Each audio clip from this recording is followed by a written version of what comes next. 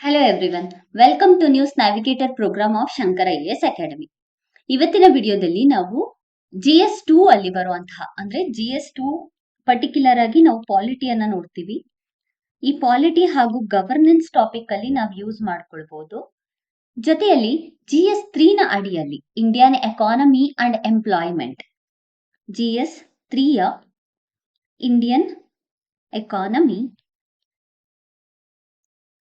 And employment, ಈ ಎರಡನ್ನು ಕೂಡ ಕನೆಕ್ಟ್ ಮಾಡುವಂತಹ ಅಂದ್ರೆ ಬ್ರಿಡ್ಜ್ ನ ಫಿಲ್ ಮಾಡುವಂತಹ ಒಂದು ಕಾನ್ಸೆಪ್ಟ್ ಅನ್ನ ಇಲ್ಲಿ ನೋಡ್ಕೊಳ್ಳೋಣ. ಯಾವುದು ಅಂತ ಹೇಳಿದ್ರೆ industrial relation code amendment bill 2026. So recent ಆಗಿ Lok Sabha industrial relation code amendment bill 2026 ಅನ್ನ ಪಾಸ್ ಮಾಡಿದೆ. ಇದು ತುಂಬಾ ಕಾಂಟ್ರವರ್ಷಿಯಲ್ ಕೂಡ ಹೌದು, ಬಿಕಾಸ್ ಸ್ವಲ್ಪ ಅಪೋಸಿಷನ್ ಪಾರ್ಟಿ ಏನ್ ಹೇಳ್ತಿದೆ, ಇಂಡಸ್ಟ್ರಿಯಲ್ ಕೋಡ್ ಇಂದ ನಮ್ಗೆ ಅವಶ್ಯಕತೆ ಇಲ್ಲ ಅಂತ ಹೇಳ್ಬಿಟ್ಟು ಕೆಲವೊಂದು ಡ್ರಾಬ್ಯಾಕ್ಸ್ ಗಳನ್ನ ಹೇಳ್ತಿದೆ. ಹಾಗೆಯೇ ಪಾಸ್ ಮಾಡಿರುವಂತಹ ಪೊಲಿಟಿಕಲ್ ಪಾರ್ಟಿ, ಈಗ ವರ್ಕಿಂಗ್ ಅಲ್ಲಿ ಇರುವಂತಹ ಪೊಲಿಟಿಕಲ್ ಪಾರ್ಟಿ ಇಂಡಸ್ಟ್ರಿಯಲ್ ರಿಲೇಶನ್ಶಿಪ್ ಅಮೆಂಡ್ಮೆಂಟಿನ ಅವಶ್ಯಕತೆ ಇದೆ ಅಂತ ಹೇಳ್ಬಿಟ್ಟು ಕೆಲವೊಂದು ಪ್ರೋಸ್ ಅನ್ನ ಕೂಡ ಹೇಳ್ತಿದೆ. ಸೊ ಈಗ ಸದ್ಯಕ್ಕೆ ಡಿಬೇಟ್ ನಡೀತಾ ಇದೆ ಇದ್ರ ಮೇಲೆ. ಸೊ ಇದನ್ನ ಬಿಲ್ ಸ್ಟೇಜ್ ಅಲ್ಲೇ ಇದೆ, ಆಕ್ಟ್ ಆಗಿಲ್ಲ. ಅದಕ್ಕೋಸ್ಕರನೇ ಅಮೆಂಡ್ಮೆಂಟ್ ಬಿಲ್ 2026 ಅಂತ ಹೇಳ್ಬಿಟ್ಟು ಕರಿತಾ ಇದೀವಿ. ಸೊ ನಿಮಗೆ ಮೇ ಬಿ ಆಶ್ಚರ್ಯ ಆಗ್ತಿರ್ಬೋದು, ಲೈಕ್ ಯಾಕೆ ಇಂಡಸ್ಟ್ರಿಯಲ್ ರಿಲೇಶನ್ಶಿಪ್ ಕೋಡ್, ಅಥವಾ maybe you may think that already amendment ನ ರೀಸೆಂಟ್ ಆಗಿ ಮಾಡಿದಾರಲ್ವಾ, 4 ಲೇಬರ್ ಕೋಡ್ ಗಳ ಬಗ್ಗೆ ನಾವು ಆಲ್ರೆಡಿ ಅಮೆಂಡ್ಮೆಂಟ್ ಆಗಿದೆ ಅಂತ ಹೇಳ್ಬಿಟ್ಟು ಓದ್ಕೊಂಡಿದ್ವಿ. ಬಟ್ ಇವಾಗ ಯಾಕೆ ಮತ್ತೆ ಅಮೆಂಡ್ಮೆಂಟ್ ಅಂತ ಹೇಳ್ಬಿಟ್ಟು ಯು ಮೇ ಥಿಂಕ್. ಬಟ್ ಈಗ ನಾನು ಈ ವಿಡಿಯೋ ಅಲ್ಲಿ ಅದನ್ನೇ ಆನ್ಸರ್ ಮಾಡೋದಕ್ಕೆ ಹೋಗ್ತಿದ್ದೇನೆ. ಸೊ ನಿಮ್ಮ ಕ್ವಶನ್ಗೆ ಈ ವಿಡಿಯೋ ಥ್ರೂನೇ ಆನ್ಸರು ಸಿಗ್ತಾ ಹೋಗುತ್ತೆ, ಯಾಕೆ ಬೇಕು ಅಮೆಂಡ್ಮೆಂಟ್ ಅಂತ ಹೇಳ್ಬಿಟ್ಟು. ಸೊ ಇನ್ನು ಕೂಡ ಲೇಬರ್ ಕೋಡ್ ರಿಲೇಟೆಡ್ ನಿಮಗೆ ಡೀಟೇಲ್ ಆಗಿ ಗೊತ್ತಿಲ್ಲ ಅಂತ ಹೇಳಿದ್ರೆ ಪ್ರೀವಿಯಸ್ ವಿಡಿಯೋಸ್ ಗಳನ್ನ ರೆಫರ್ ಮಾಡಿ. ಪ್ರೀವಿಯಸ್ ವಿಡಿಯೋಸ್ ಅಲ್ಲಿ industrial labour code 4 labour code ಗಳನ್ನ ಹೇಗೆ ಮರ್ಜ್ ಮಾಡಿದ್ರು ಅಂತ ಇದೆ. ಅದ್ರ ಜೊತೆಗೆ ಈ ವಿಡಿಯೋದಲ್ಲಿ ನಾವು ಸ್ವಲ್ಪ ಬ್ರೀಫ್ ಮಾಡ್ಕೊಳ್ಳೋಣ. So what we going to cover in this video, ಈ ವಿಡಿಯೋದಲ್ಲಿ ನಾವು ಯಾವ್ದೆಲ್ಲ ಕಾನ್ಸೆಪ್ಟ್ ಅನ್ನ ಕವರ್ ಮಾಡ್ತಾ ಇದೀವಿ ಅಂತ ಹೇಳಿದ್ರೆ, I am going to address the history, like ಯಾಕೆ ಇಂಡಿಯಾಗೆ ಲೇಬರ್ ಕೋಡ್ ನ ಅವಶ್ಯಕತೆ ಇದೆ, ಬ್ಯಾಕ್ ಗ್ರೌಂಡ್.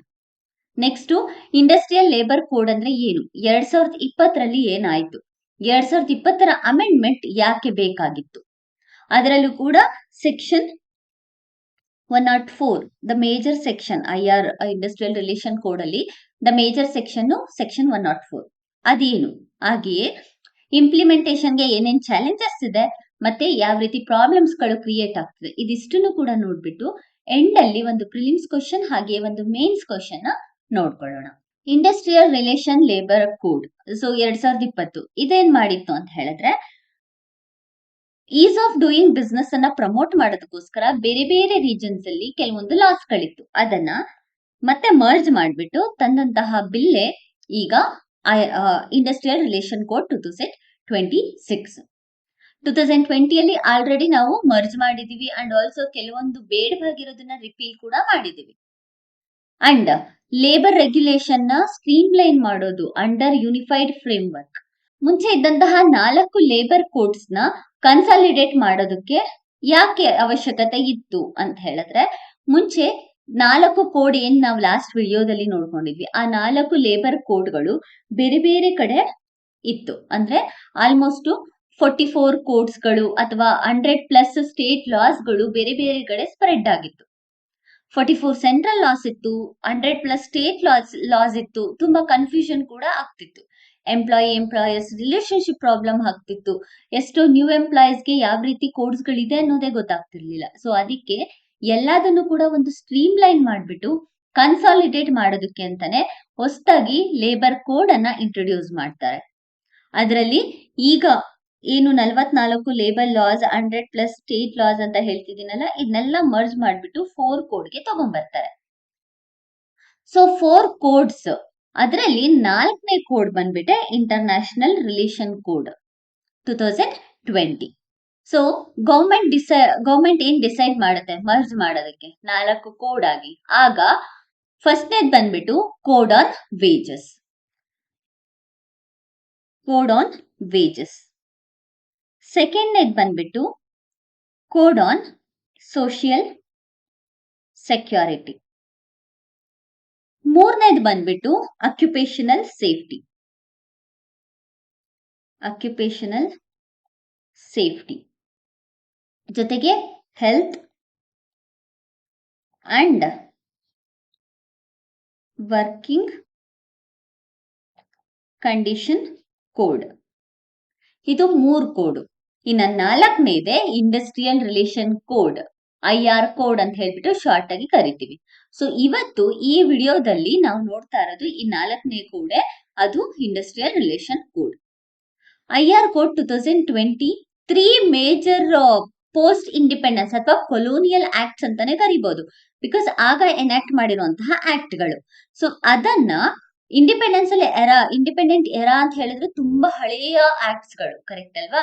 ಅದನ್ನ ಮರ್ಜ್ ಮಾಡೋದಕ್ಕೆ ಅಥವಾ ರಿಪೀಲ್ ಮಾಡಿ ಮರ್ಜ್ ಮಾಡೋದಕ್ಕೆ ಅಥವಾ ಮಾಡಿಫಿಕೇಶನ್ ಮಾಡೋದಕ್ಕೋಸ್ಕರ ಇಂಟರ್ನ್ಯಾಷನಲ್ ರಿಲೇಷನ್ ಕೋಡ್ ಅನ್ನ ತಗೊಂಡ್ಬರ್ತಾರೆ. ಸೊ ಮೇಜರ್ ಪೋಸ್ಟ್ ಇಂಡಿಪೆಂಡೆನ್ಸ್ ಎರಾದಲ್ಲಿ ಇದ್ದಂತಹ ಆಕ್ಟ್ಸ್ ಯಾವ್ದು ಅಂತ ಹೇಳಿದ್ರೆ the trade union act 1926, the industrial employment standing order act 1946, the industrial dispute act 1947. So ಈ ಮೂರನ್ನ ಲೆಜಿಸ್ಲೇಷನ್ಗೆ ಪ್ರಾಪರ್ ಆಗಿ ವರ್ಕ್ ಆಗ್ಲಿ, ಎಕ್ಸಿಕ್ಯೂಟರ್ಸ್ಗೆ ಹೆಲ್ಪ್ ಆಗ್ಲಿ ಅಂತ ಹೇಳ್ಬಿಟ್ಟು ಒಂದೇ ಕೋಡ್ ಅಂಡರ್ ಅಲ್ಲಿ, ಇಂಟರ್ನ್ಯಾಷನಲ್ ರಿಲೇಷನ್ ಕೋಡ್ ಅಂಡರ್ ಅಲ್ಲಿ ತಗೊಂಡ್ಬರ್ತಾರೆ. ಸೊ ಫಸ್ಟ್ ಒನ್ ಏನಿದೆ, the trade union act. So ಈ trade union act 1926 which is related to how union are recognised, unions ಗಳನ್ನ ಯಾವ ರೀತಿ ರೆಕಗ್ನೈಸ್ ಮಾಡ್ತಾರೆ ಅಂತ ಹೇಳ್ಬಿಟ್ಟು. ಎರಡನೇದು the industrial employment standing order act 1946 which is about rules. ಅಂದ್ರೆ ಒಂದು ಪರ್ಟಿಕ್ಯುಲರ್ ಏರಿಯಾ ಅಥವಾ ಪರ್ಟಿಕ್ಯುಲರ್ ಆಫೀಸ್ ಒಳಗಡೆ ಯಾವ ರೀತಿ ರೂಲ್ಸ್ ಇರಬೇಕು, ರೆಗ್ಯುಲೇಷನ್ ಇರಬೇಕು ಅನ್ನೋದ್ರ ಮೇಲೆ ಡಿಪೆಂಡ್ ಆಗಿರುತ್ತೆ. ಸೊ ಇದರಲ್ಲಿ ಲೀವ್ಸ್ ಆಗಿರ್ಬೋದು, ಶಿಫ್ಟ್ ಗಳಾಗಿರ್ಬೋದು ಅಥವಾ ಕಂಡಕ್ಟ್ ಆಗಿರ್ಬೋದು, ಇದ್ರ ಮೇಲೆ ಡಿಪೆಂಡ್ ಆಗಿರುತ್ತೆ ಒಂದು ಫ್ಯಾಕ್ಟರಿ ಪ್ರಿಮೈಸಸ್ ಒಳಗಡೆ ಯಾವ ರೀತಿ ರೂಲ್ಸ್ ನ ತರಬೇಕು ಅಂತ. ಮೂರನೇ ಇದೆ industrial dispute act 1947. Industrial dispute act 1947 it is a most controversial. ಈಗ ಕೂಡ ಇದ್ರದ್ದೇ ಕಾಂಟ್ರವರ್ಸಿ ನಡೀತಾ ಇರೋದು. ಸೊ ಯಾಕೆ ಮೋಸ್ಟ್ ಕಾಂಟ್ರವರ್ಷಿಯಲ್ ಅಂತ ಹೇಳಿದ್ರೆ, this is related to strikes and this is related to lockouts and this is related to layoffs. So IT sectors ಅಲ್ಲಿ usually ಕೇಳಿರ್ತೀವಲ್ವಾ, layoffs ಅದನ್ನ, ಮತ್ತೆ ವೇಜಸ್ ಪ್ರಾಬ್ಲಮ್ ಆದಾಗ ಫ್ಯಾಕ್ಟ್ರೀಸ್ ಅಲ್ಲಿ ಸ್ಟ್ರೈಕ್ಸ್ ರಿಲೇಟೆಡ್ ಕೇಳಿರ್ತೀವಿ. ಸೊ ಅದೆಲ್ಲದು ಕೂಡ ನಮ್ಗೆ ಬರೋದು ಇಂಡಸ್ಟ್ರಿಯಲ್ ಡಿಸ್ಪ್ಯೂಟ್ ಆಕ್ಟ್ 1947 ನ ಅಡಿಯಲ್ಲಿ. ಸೊ ವೈ 2026 ಅಮೆಂಡ್ಮೆಂಟ್ ಡ್ರಾಫ್ಟ್ 2020ರಲ್ಲಿ ಆಲ್ರೆಡಿ ತಗೊಂಡ್ಬಂದಿದ್ವಿ ಅಲ್ಲ, ಈಗ ಯಾಕೆ ಬೇಕಿತ್ತು? ಈಗ ಏನಕ್ಕೆ ಅಂತ ಹೇಳಿದ್ರೆ, ಮೊದಲನೇದಾಗಿ ಈಸ್ ಆಫ್ ಡೂಯಿಂಗ್ ಬಿಸ್ನೆಸ್ ಅನ್ನ ಪ್ರಮೋಟ್ ಮಾಡೋದಕ್ಕೆ. ಈಸ್ ಆಫ್ ಡೂಯಿಂಗ್ ಬಿಸ್ನೆಸ್ ಅನ್ನ ಪ್ರಮೋಟ್ ಮಾಡೋದಕ್ಕೆ ಈಗ ತಂದಿರುವಂತಹ ಬಿಲ್ಲು ಹೆಲ್ಪ್ ಮಾಡುತ್ತೆ.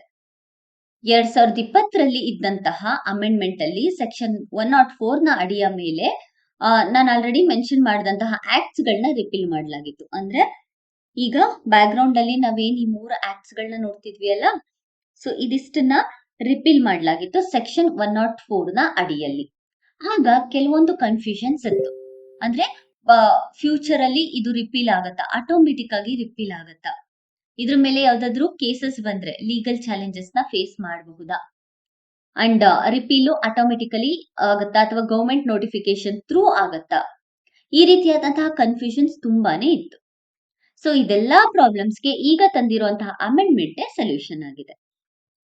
ಸೆಕ್ಷನ್ 104 ಅಲ್ಲಿ ಆಟೋಮೆಟಿಕ್ ಆಗಿ ಆಗುತ್ತಾ ಅಥವಾ ಗವರ್ಮೆಂಟ್ ನೋಟಿಫಿಕೇಶನ್ ಇಂದ ಆಗುತ್ತಾ ಅನ್ನೋ ಒಂದು ಇಶ್ಯೂ ಇತ್ತಲ್ವಾ, ಈಗ ಸೆಕ್ಷನ್ 104 ಇಂದನೇ ಇದು ಕಂಪ್ಲೀಟ್ ಆಪರೇಷನ್ ಆಗುತ್ತೆ.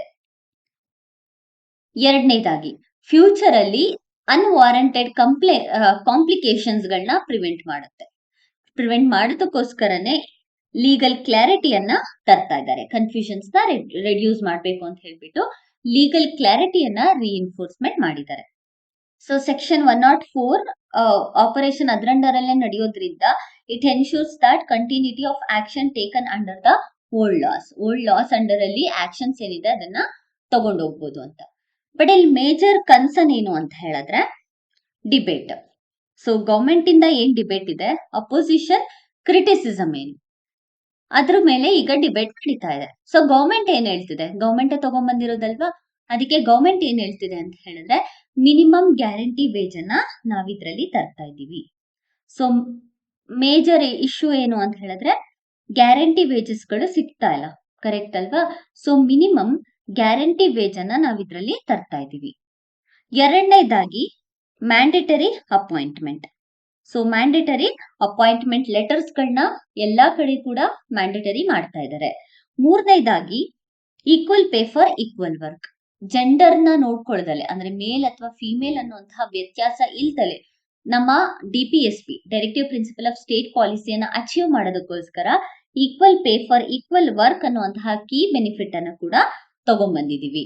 ಲೇಬರ್ ರಿಲೇಷನ್ ನ ಫಾರ್ಮಲೈಸ್ ಮಾಡೋದಕ್ಕೆ ಮತ್ತೆ ಗ್ರೇಟರ್ ಟ್ರಾನ್ಸ್ಪರೆನ್ಸಿಯನ್ನ ಅಚೀವ್ ಮಾಡೋದಕ್ಕೂ ಕೂಡ ಈ ಒಂದು ಚೇಂಜಸ್ ಏನಿದೆ ಅದು ಹೆಲ್ಪ್ ಆಗುತ್ತೆ ಅಂತ ಹೇಳ್ಬಿಟ್ಟು ಹೇಳ್ತಿದೆ. ಜೊತೆಗೆ ವರ್ಕರ್ಸ್ ಗಳ ವೆಲ್ಫೇರ್ ಹಾಗೂ ಇಂಡಸ್ಟ್ರಿಯಲ್ ಗ್ರೋತ್ ಅನ್ನ ಬ್ಯಾಲೆನ್ಸ್ ಮಾಡೋದಕ್ಕೆ ಈ ಒಂದು ಕಮಿಟ್ಮೆಂಟ್ ನ ತಂದಿದೀವಿ ಅಂತ ಹೇಳ್ಬಿಟ್ಟು ಗವರ್ಮೆಂಟ್ ಡಿಬೇಟ್ ಮಾಡ್ತಿದೆ. ಸೊ ಅಪೋಸಿಷನ್ ಪಾರ್ಟಿ ಯಾಕೆ ಕ್ರಿಟಿಸಿಸಮ್ ಮಾಡ್ತಿದೆ ಅಂತ ಹೇಳಿದ್ರೆ, ಅಪೋಸಿಷನ್ ಪಾರ್ಟಿ ಈಗ ತಂದಿರುವಂತಹ ಬಿಲ್ ಅನ್ನ ಆಂಟಿ ಲೇಬರ್ ಅಂತ ಹೇಳ್ತಿದ್ದಾರೆ. ಯಾಕೆ ಅಂತ ಹೇಳಿದ್ರೆ ಇವರ ಪ್ರಕಾರ ಈಸ್ ಆಫ್ ಹೈರಿಂಗ್ ಮೇಲೆ ಫೋಕಸ್ ಮಾಡ್ತಾ ಇಲ್ಲ, ಈಸ್ ಆಫ್ ಫೈರಿಂಗ್ ಮೇಲೆ ಫೋಕಸ್ ಮಾಡ್ತಾ ಇದ್ದಾರೆ. ಸೊ ಪ್ರಾಪರ್ ವೇಜಸ್ ಆಗಿರ್ಬೋದು ಅಥವಾ ಮ್ಯಾಂಡೇಟರಿ ಲೆಟರ್ ಬೇಕು ಅಂತ ಹೇಳಿದ್ರೆ ಎಂಪ್ಲಾಯ್ಮೆಂಟ್ ಜನರೇಟ್ ಆಗ್ಬೇಕು. ಸೊ ಫಸ್ಟ್ ಹೈರಿಂಗ್ ಮೇಲೆ ಫೋಕಸ್ ಮಾಡಿ ಆಮೇಲೆ ಫೈರಿಂಗ್ ಮೇಲೆ ಫೋಕಸ್ ಮಾಡ್ರಂತೆ ಅಂತ ಹೇಳ್ಬಿಟ್ಟು ಅಪೋಸಿಷನ್ ಪಾರ್ಟಿಯವರು ಕ್ರಿಟಿಸೈಸ್ ಮಾಡಿದ್ದಾರೆ. ಇದರಿಂದ ಜಾಬ್ ಸೆಕ್ಯೂರಿಟಿಗೆ ಪ್ರಾಬ್ಲಮ್ ಆಗುತ್ತೆ. ಇಲ್ಲಿ ಮೋರ್ ಆಫ್ ಕಾರ್ಪೊರೇಟ್ ಮೇಲೆ ಫೋಕಸ್ ಮಾಡ್ತಿದೆ ಇನ್ಸ್ಟೆಡ್ ಆಫ್ ವರ್ಕರ್ಸ್ ಅಂತ ಹೇಳ್ಬಿಟ್ಟು ಕ್ರಿಟಿಸಿಸಮ್ ನ ಮಾಡ್ತಿದ್ದಾರೆ. ಹೊಸ ಲಾ ಇಲ್ದೆ, ಅಂದ್ರೆ ನಮ್ಗೆ 2020ರಲ್ಲಿ ಏನ್ ಅಮೆಂಡ್ಮೆಂಟ್ ಮಾಡಿದ್ರಲ್ವಾ, ಚೇಂಜಸ್ ಮಾಡಿದ್ರಲ್ವಾ, ಅದಕ್ಕೆ ಹೊಸ ಲಾನ ತರ್ಬೇಕಿತ್ತು ಅವರು, ಅಥವಾ ರಿಪ್ಲೇಸ್ಮೆಂಟ್ ಏನಾದ್ರು ತರ್ಬೇಕಿತ್ತು. ಬಟ್ ಓಲ್ಡ್ ಲಾನ ರಿಪೀಲ್ ಮಾಡಿದ್ದು ಗವರ್ಮೆಂಟ್ ಫೇಲ್ಯೂರ್. ಅಂದ್ರೆ ಹೊಸ ಲಾ ಇಲ್ದಲೆ ಹಳೆ ಲಾ ಅನ್ನ ಯಾವುದೇ ರೀತಿ ಇನಿಷಿಯೇಟಿವ್ ನ ತಗೊಳ್ಳೋದಕ್ಕೆ ಒಂದು ಲೀಗಲ್ ಸ್ಟೇಟಸ್ ಇಲ್ದೆ ಹಳೆ ಲಾ ಅನ್ನ ರಿಪೀಲ್ ಮಾಡಿದ್ದು ಗವರ್ಮೆಂಟ್ ನ ಫೇಲ್ಯೂರ್ ಅಂತ ಹೇಳ್ಬಿಟ್ಟು ಇಲ್ಲಿ ಮೆನ್ಷನ್ ಮಾಡ್ತಾ ಇದ್ದಾರೆ. ಬಟ್ ಎಕ್ಸಾಮ್ ಅಲ್ಲಿ ಡೈರೆಕ್ಟ್ ಆಗಿ ನಾವು ಬರೆದ್ರೆ ಮಾರ್ಕ್ಸ್ ಕೊಡಲ್ಲ. ಕ್ರಿಟಿಸಿಸಮ್ ಅಥವಾ ಡಿಬೇಟ್ಸ್ ಇದನ್ನ ಬರೆದ್ರೆ ಮಾರ್ಕ್ಸ್ ಕೊಡಲ್ಲ. ಅದಕ್ಕೆ ನಾವು ವೇ ಫಾರ್ವರ್ಡ್ ಅಥವಾ ಸೊಲ್ಯೂಷನ್ ನ ಬರೀಲೇಬೇಕಾಗುತ್ತೆ. ಬಟ್ ಈಗ 2026ರಲ್ಲಿ ತಂದಿರುವಂತಹ ಅಮೆಂಡ್ಮೆಂಟ್ ನ ಇಂಪ್ಲಿಮೆಂಟೇಷನ್ ಮಾಡೋದಕ್ಕೆ ಯಾವ್ಯಾವ ರೀತಿ ಚಾಲೆಂಜಸ್ ಇದೆ ಅಂತ ಹೇಳ್ಬಿಟ್ಟು ನೋಡ್ಕೊಳ್ಳೋಣ. ಸೊ ಚಾಲೆಂಜಸ್ ಅಥವಾ ಇಂಪ್ಲಿಮೆಂಟೇಷನ್ ಪ್ರಾಬ್ಲಮ್ ಏನಾಗ್ಬೋದು ಅಂತ ಹೇಳಿದ್ರೆ, ಟ್ರೇಡ್ ಯೂನಿಯನ್ ಮತ್ತೆ ಅಪೋಸಿಷನ್ ಪಾರ್ಟೀಸ್ ಗಳು ಅಪೋಸ್ ಮಾಡ್ತಿದ್ದಾರೆ ಅಂಡ್ ಆಲ್ಸೋ ಇದು ಮೇಜರ್ ಇಶ್ಯೂ ಆಗತ್ತೆ. ಎರಡನೇದಾಗಿ ಇಂಪ್ಲಿಮೆಂಟೇಷನ್ ಗ್ಯಾಪ್. ಏನನ್ನೇ ಆಗ್ಲಿ ಎಲ್ಲಾ ಸ್ಟೇಟ್ಸ್ ಅಲ್ಲೂ ಕೂಡ ಇಂಪ್ಲಿಮೆಂಟೇಷನ್ ಮಾಡಬಹುದು. ಸೊ ಮಾಡ್ಬೇಕಾಗತ್ತೆ. ಸೊ ಯೂನಿಫಾರ್ಮಿಟಿಯನ್ನ ಇನ್ಶೂರ್ ಮಾಡೋದು ಮೇಜರ್ ಪ್ರಾಬ್ಲಮ್. ನೆಕ್ಸ್ಟ್ ಟ್ರಾನ್ಸ್ಪರೆನ್ಸಿಯನ್ನ ಮೇಂಟೈನ್ ಮಾಡೋದಕ್ಕೆ ಸ್ಟೇಟ್ ಲೆವೆಲ್ ಅಲ್ಲಿ ಒಂದು ಕ್ರಿಟಿಕಲ್ ಸೆಲ್ಸ್ ಗಳನ್ನ ತಗೊಂಡ್ಬರ್ಬೇಕಾಗತ್ತೆ. ಜುಡಿಷಿಯಲ್ ಸ್ಕ್ರೂಟಿನಿ ತುಂಬಾನೇ ಇಂಪಾರ್ಟೆಂಟ್ ಆಗುತ್ತೆ. ಜುಡಿಷಿಯಲ್ ಸ್ಕ್ರೂಟಿನಿಗೆ ಕಾನ್ಸ್ಟಿಟ್ಯೂಷನಲ್ ಚಾಲೆಂಜಸ್, ಜುಡಿಷಿಯಲ್ ಸ್ಕ್ರೂಟಿನಿ ಎರಡು ಕೂಡ ಪ್ರಾಬ್ಲಮ್ ಆಗುತ್ತೆ. ಸೊ ಎರಡಕ್ಕೂ ಕೂಡ ಈಸ್ ಆಫ್ ಡೂಯಿಂಗ್ ಬಿಸ್ನೆಸ್ ಮತ್ತೆ ಲೇಬರ್ ರೈಟ್ಸ್ ಗಳನ್ನ ಬ್ಯಾಲೆನ್ಸ್ ಮಾಡೋದಕ್ಕೆ ಜುಡಿಷಿಯಲ್ ಸ್ಕ್ರೂಟಿನಿ ಕೂಡ ಬೇಕಾಗತ್ತೆ. ಜೊತೆಗೆ ಇಂಡಸ್ಟ್ರಿಯಲ್ ಅನ್ರೆಸ್ಟ್. ಏನು ಇಂಡಸ್ಟ್ರಿಯಲ್ ಅನ್ರೆಸ್ಟ್ ಅಂತ ಹೇಳಿದ್ರೆ ಸ್ಟ್ರೈಕ್ಸ್ ಆಗಿರ್ಬೋದು ಅಥವಾ ಲೇಬರ್ ಮೊಬಿಲೈಸೇಷನ್ಸ್ ಆಗಿರ್ಬೋದು, ಈ ರೀತಿಯಾದಂತಹ ಪ್ರಾಬ್ಲಮ್ಸ್ ಪಿರಿಯಾಡಿಕ್ ರಿವ್ಯೂ ಮಾಡೋದಕ್ಕೆ ಬೇಕಾಗಿರುವಂತಹ ಮೆಕ್ಯಾನಿಸಮ್ಸ್ ಇಲ್ಲ.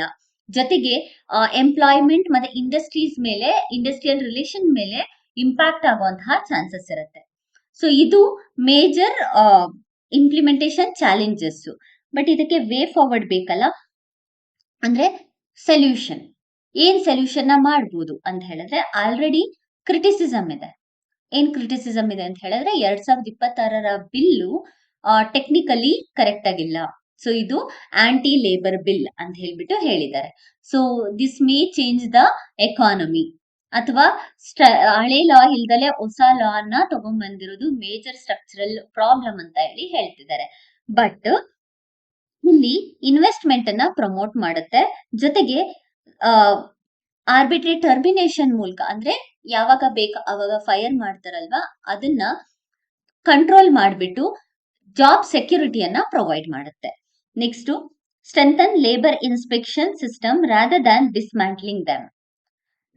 ನಂತರ ಪಿರಿಯಾಡಿಕ್ ರಿವ್ಯೂ ಮೆಕ್ಯಾನಿಸಮ್ ನ ತಗೊಂಡ್ಬರ್ಬೇಕು. ಜೊತೆಗೆ ಸೋಷಿಯಲ್ ಜಸ್ಟಿಸ್, ಹಾರ್ಮೋನಿ ಮತ್ತೆ ಇನ್ಕ್ಲೂಸಿವ್ ಗ್ರೋತ್ ಇದೆಲ್ಲದು ಕೂಡ ಪ್ರಾಪರ್ ಆಗಿ ಮೇಂಟೈನ್ ಆದ್ರೆ ಈ ಕೋಡ್ ನ ಇಂಪ್ಲಿಮೆಂಟೇಷನ್ ಮಾಡೋದು ಈಸಿ ಆಗತ್ತೆ. ಸೊ ನೆಕ್ಸ್ಟ್ ಒಂದು ಪ್ರಿಲಿಮ್ಸ್ ಕ್ವಶನ್ ನೋಡ್ಕೊಳ್ಳೋಣ. With reference to the industrial relation code 2020 and its recent amendment 2026 ಎರಡನ್ನು ಕೂಡ ಕೇಳ್ತಾ ಇದ್ದಾರೆ. The code subsumes the Trade Union 1926 and Industrial Dispute 1947. Next one. Idu correct. Next one.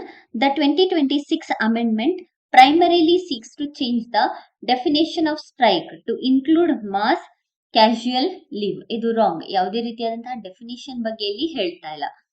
ಮೂರನೇದಾಗಿ, one of the objective of the amendment is to provide legal certainty regarding the repeal of older laws. ಇದು correct. So answer ಬಂದ್ಬಿಟ್ಟು 1 and 3 only is the correct answer. Next mains critically analyse. Labour reform in India face the twin challenge ensuring ease of doing business while maintaining social security for workers. In light of the Industrial Relation Code 2026, discuss the concern regarding the balance between capital efficiency and labor rights. So ಇದಕ್ಕೆ labour code ಅನ್ನ introduce ಮಾಡಿಬಿಟ್ಟು ಅಲ್ಲಿಂದ ನೀವು introduction body conclusion ನ use ಮಾಡಬಹುದು. So ಇದಿಷ್ಟು ಈಗ ತಂದಿರುವಂತಹ amendment bill ಅಲ್ಲಿ. ಇದು ಆಕ್ಟ್ ಆದ್ಮೇಲೆ ಇನ್ ಡೀಟೇಲ್ ಆಗಿ ನೋಡ್ಕೊಳ್ಳೋಣ. Thank you for watching.